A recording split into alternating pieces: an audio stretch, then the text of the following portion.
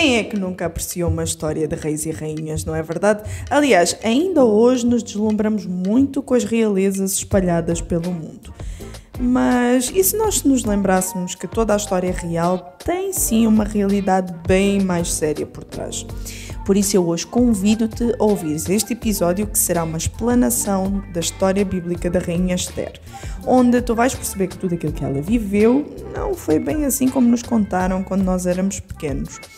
E para isso eu tenho comigo o autor do livro, Emílio Garofalo Neto, que é pastor da Igreja Presbiteriana Semear, em Brasília, e autor de contos de ficção cristã.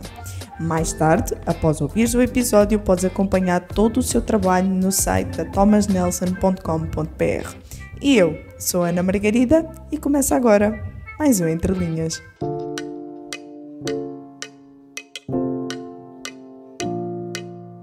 Emílio, é bom tê-lo aqui de volta e é bom também podermos falar acerca do seu livro. E por isso eu queria já arrancar em grande, vamos dizer assim. No início, o Emílio, à medida que eu ia lendo o livro, explicava muito bem que o livro não se tratava de um comentário ao livro bíblico de Esther. Mas à medida que eu ia lendo, a mim pareceu-me um comentário. Afinal, por livre e espontânea vontade, eu posso chamar de comentário ou será apenas uma extensão daquilo que o Emílio já pregou, por exemplo? Perfeito. Eu acho que você pode chamar-se de comentário, Ana, se você assim quiser. Eu coloquei essa observação porque, na cabeça de algumas pessoas, um comentário bíblico ele precisa lidar extensamente com as línguas originais, com questões de tradução, com questões mais linguísticas e exegéticas. E essa não foi tanto a minha preocupação, foi mais lidar mesmo com os temas, com as questões para a vida cristã que aparecem na própria história do que nessas partes. Mas pode chamar de um comentário homilético, se você assim quiser. Então assim fica mais descansada. Porque me parecia muito, ao mesmo tempo que estavam os puxões de orelhas, também parecia um comentário assim bem explícito de tudo o que se passa dentro daquela história. E Sim. também o que mais me fascinou neste livro é a veracidade com que tudo é relatado. E porquê que eu digo isto? Principalmente a nível histórico. Nós estamos de frente com uma realidade de um império que conseguiu destruir a própria Babilónia, conseguiu apagar as marcas do Império Babilónico. Então nós temos um império grande, nós temos um império muito rico, de muita pompa, muita majestade, mas dá-me a sensação que tanta pompa traz consigo muitos problemas também. É quase como se fosse o outro lado da moeda. E eu percebi que então Esther ela aparece neste contexto, e o que eu gostei ainda mais foi o Emílio explicar que não se trata de um concurso de beleza aquilo que aconteceu com ela, nem com as outras jovens. E é algo que nos estão acostumados a contar isso desde a escolinha dominical, não é? Então isso é um grande perigo. Fala-nos um pouquinho mais do contexto da história, onde esta moça aparece, que depois ela se torna rainha, mas a realidade daquilo que realmente acontecia.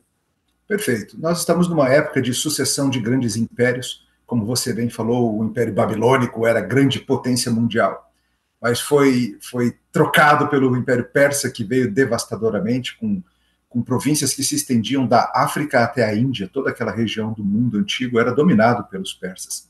E na região de Suzã, na capital, ainda moravam muitos judeus. Essa história se dá depois do exílio, mas não somente depois do exílio, mas também depois do retorno que muitos fizeram à Terra Prometida, quando tiveram a oportunidade de retornar com suas famílias para Jerusalém, para reconstruir as cidades e as muralhas e tudo aquilo. E algumas pessoas optaram por não voltar, optaram por fazer a vida em terra distante, longe da Terra Prometida, o que em si já é um mau sinal, porque algumas famílias preferiram ficar no exílio, preferiram se misturar às terras pagãs, em vez de voltar para a terra que Deus lhes tinha dado. Por si só já é um sinal de que talvez os nossos personagens não estejam numa situação espiritual tão boa assim, embora sejam ainda tementes ao povo ao Senhor daquele povo, embora ainda conheçam as leis, os rituais, mas estavam adaptados à vida naquela casa persa. E nesse contexto que nós encontramos Mordecai, ou Mardoqueu, depende da tradução, e encontramos a própria Esther, gente que está mais ou menos assimilado, conformado à vida no mundo pagão. E é nesse contexto que essa moça se vê numa situação muito delicada. Numa substituição de rainha, depois da primeira rainha irritar o rei e ser deposta da função de rainha, o rei resolve que vai encontrar uma nova rainha para si, se passam alguns anos entre os dois capítulos, capítulo 1 e 2, e ele promove um grande sequestro pelo reino todo, ele manda que se apreendam mulheres bonitas para virem à cidadela, e ele vai dormir com todas, e ele vai escolher uma para ser a sua rainha. Então é uma situação um tanto apavorante. Não é uma situação de Cinderela ou uma princesinha num concurso de beleza, mas é um rei perverso, um homem muito mau, um homem dado a caprichos e violência extremos, que decide que vai pegar as mulheres que quiser para si e ninguém pode fazer nada a respeito. Exatamente, e eu às vezes ouvia isso muito até mesmo na igreja, que o facto de depois, nós podemos ver que sim, Esther ela acaba por cair nas boas graças das pessoas, porque ela realmente era boa naquilo que fazia, mas dá muito, eu ouvia muito essa questão de que quando pegavam muito aquela frase que diz que ela queria agradar o rei, então ela escolhia sempre aquilo que os outros queriam para agradar o rei. Eu não sei se ela fazia isso por uma questão de sobrevivência, dado ao local e ao contexto em que ela estava, mas o que é certo e sabido é que ela meio que teve que lutar assim pela sua sobrevivência, porque aquele era o contexto dela, e nada tem a ver com a história de princesa que nos contam, muito pelo contrário. Bem mais rude do que nós imaginamos. Antes de nós... Diga, pode continuar. Ela tem muito mais nuance, ela não é uma história preto no branco, ela tem muito mais áreas cinzentas, moralmente cinzentas. Ela é uma moça que está numa situação difícil, tentando sobreviver. Ao mesmo tempo, ela se empolga, pelo jeito, com a ideia de ser rainha, e diferente de Daniel e outros que preferem, de forma alguma, se contaminar com as iguarias do rei, ela está disposta a fazer o que for preciso para sobreviver, o que é um tanto preocupante, embora a gente consiga simpatizar também com a situação. O que também dá para perceber então porque é que o Emílio fala que há um grande à vontade com aquele império em vez de terem voltado para a Terra Prometida, mas não, habituaram-se muito ali. Antes de nós continuarmos, e também já para aguçar aqui a curiosidade dos nossos ouvintes, como é que podemos obter o seu livro, ter acesso ao seu livro? Perfeito, o livro foi publicado pela Editora Fiel. A Editora Fiel lançou tanto na versão física, impressa, eu não sei como seria questão de entrega, ou se tem revendedores em Portugal, mas no site da Editora Fiel tem essas opções. Próprias lojas virtuais, como Amazon.com, vende também. Mas eles têm a versão e-book, e o e-book certamente você consegue, através do site da Editora Fiel, pode ler no seu aplicativo, ou no seu aparelho Kindle, ou como aparelho de preferência. Muito bem, então fica já aqui o aviso para os nossos ouvintes, e sim, a Editora Fiel está cá em Portugal, portanto vai ser muito fácil de os nossos ouvintes encontrarem o seu livro. Que bom. Agora, eu pergunto, de que modo é que o Emílio chegou à conclusão que esse à vontade dos judeus que ficaram no Império Persa com a cultura, porque eles não voltaram, e o Emílio já deixou isso muito, muito explícito, como é que se pode comparar então a nós, que ainda estamos neste mundo, mesmo sabendo que isto aqui não é a nossa pátria, não é a nossa casa, será que nós muitas das vezes também estamos muito acostumados a este império, vamos dizer assim? Esquecemos-nos às vezes facilmente que isto não é a nossa casa. Eu creio que essa é uma boa comparação. Eu lembro que o primeiro que me chamou a atenção para esse fato foi um escritor chamado Michael Cosper, no livro dele sobre Esther, em que ele me chamou a atenção o fato de que, quando nós falamos sobre como é viver num ambiente hostil à fé cristã, nós geralmente pensamos em Daniel e os seus amigos. Mas há uma diferença importante. Daniel e os seus amigos foram levados da Terra Prometida para lá. Eles sabiam o que era viver entre o povo do Senhor. Já Esther e os outros personagens desta história nunca viram a Terra Prometida. Eles já nasceram em exílio. E a nossa situação é assim também. Nós já nascemos em exílio. Nenhum de nós habitou na Terra Prometida, nenhum de nós esteve em Nova Jerusalém. Todos nós já fomos criados aqui numa casa estranha, num país que não é o nosso. A Bíblia insiste nessa ideia de que somos cidadãos dos céus, que somos forasteiros nessa terra, que este não é o nosso mundo, que somos de uma pátria diferente.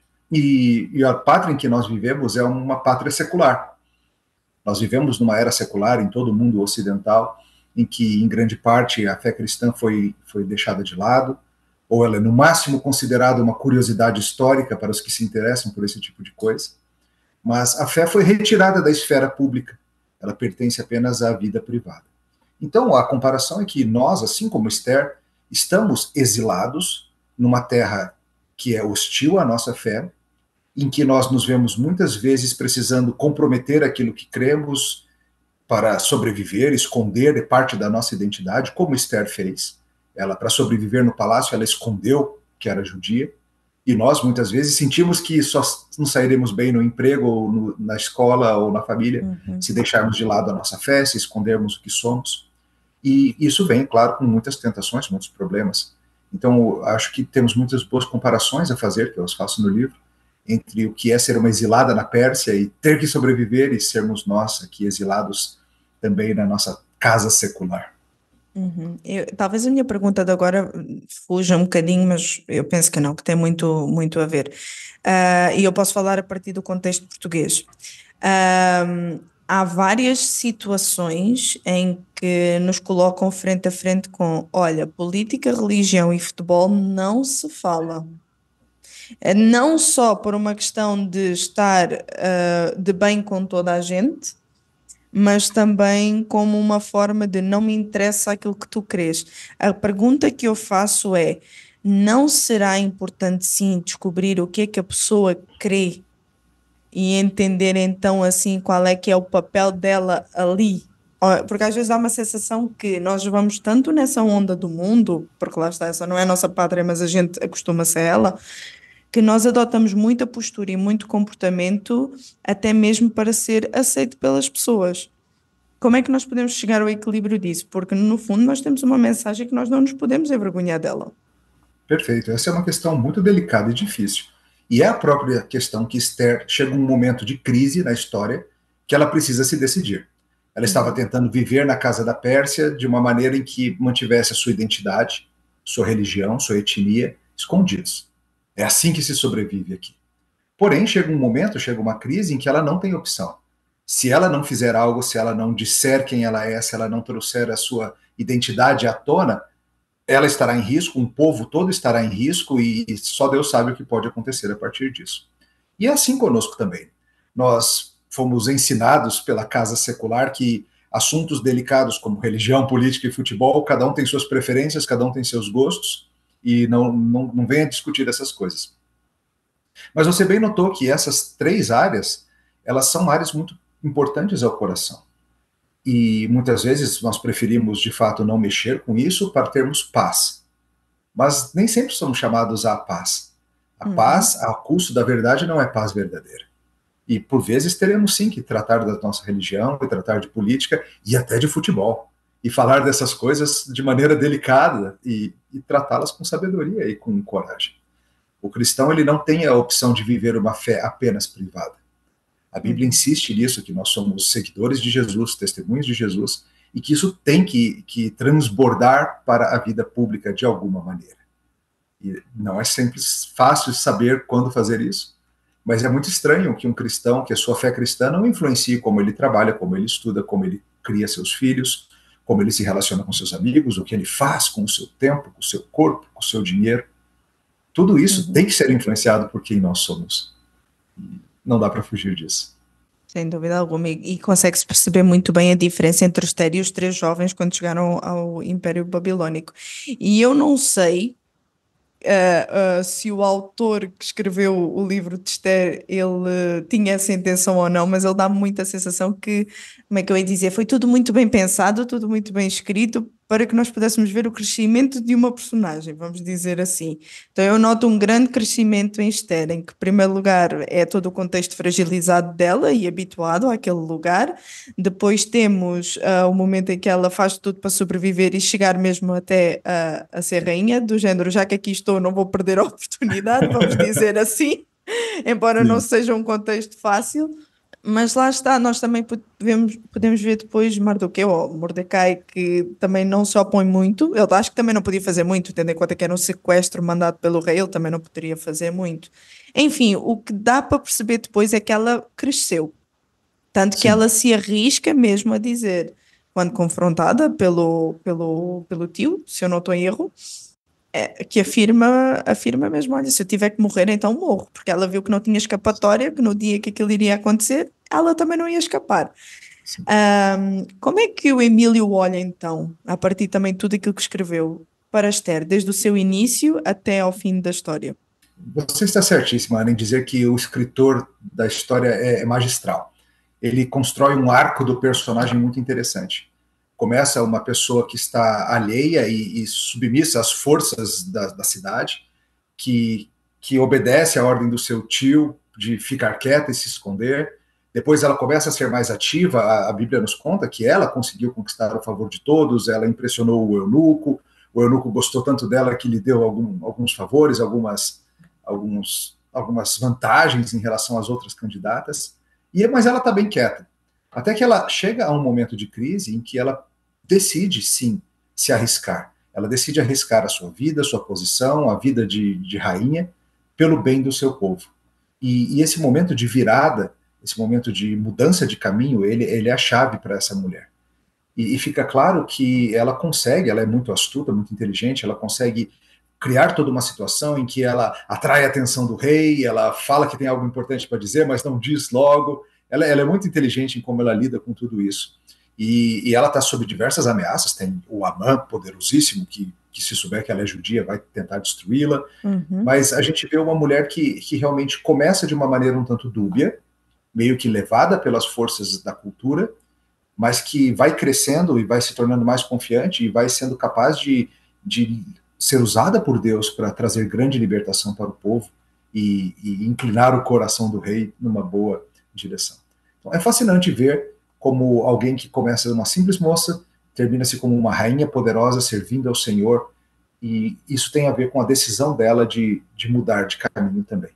E eu creio que a história de Esther traz grande esperança para todos nós.